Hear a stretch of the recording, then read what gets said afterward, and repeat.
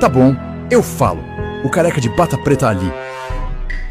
A Ponte dos Intocáveis. Ele já foi advogado do PT, o anulador de provas, adora viajar de jatinho do Banco Master e leva uma bolada do caso Master.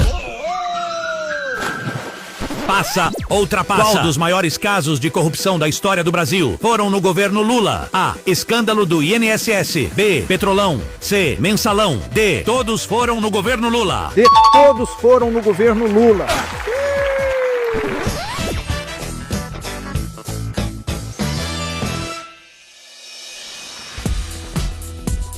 Eu sou o luxo.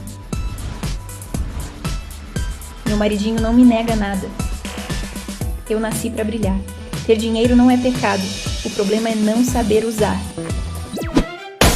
Zema!